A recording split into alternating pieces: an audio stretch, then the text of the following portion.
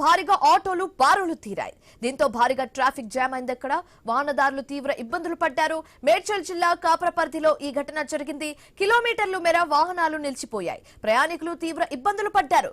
CNG కొరత లేదని bunk నిర్వాహకులు తెలిపారు. సరఫరా సాధారణంగానే కొనసాగుతుందని చెప్పారు.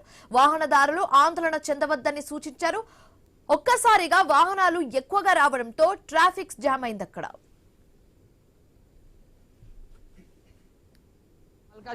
రాధిక దగ్గర ఎస్పీ గ్యాస్ పంప్ ఉంది. ఇక్కడ మాకు 20 రోజుల నుంచి ఇదే ప్రాబ్లము. ఓకేనా, ఏమైపోతుందంటే మా ఆటో డ్రైవర్లు అన్న వాళ్ళందరూ 6 గంటలు 5 గంటల లైన్ లో నిల్చుంటారు. దగ్గరికి వెళ్ళేసరికి గ్యాస్ అయిపోతుంది. మాకు ఏజెన్సీ వాళ్ళు ఈ రోజు వస్తుంది రేపు వస్తుంది అని చెప్తారు. మాకు ఏదైతే లేదు. ముఖ్యంగా మాకు అప్పుడు గ్యాస్ రేట్ ఎంత ఉన్నప్పుడు అదే 50 రూపాయలు ఉన్నప్పుడు అదే రేట్ ఉంది. ఇప్పుడు 90 రూపాయలన్నా కూడా మాకు అదే రేట్ ఇస్తున్నాడు ఓలా ఊబర్. దయచేసి మీరు అందరూ మీడియా తరఫు నుంచి మేము అందరం కోరుకునేది ఏంటంటే మాకు అందరికి కిలోమీటర్ మీద 20 రూపాయలు పెంచి ఊళ్ళో ఊబర్ని మాకు సహకరిస్తే బాగుంటుందన్న. ఇంకోటి, మేము ప్రభుత్వానికి ఎన్నిసార్లు ధర్నాలు చేసినా వాళ్ళు ఒకటే చెప్తారు, అసలు మీ దగ్గర వెళ్ళి ధర్నాలు చేయండి, మీరు ఆపుకుంటే ఏం నడవాలని చెప్తారన్న. మేము ఎవరిని అడగాలి? గవర్నమెంట్ని అడగాల, సెంట్రల్ని అడగాల? ఎవరి మీద మేము చూపించాలి చెప్పండి?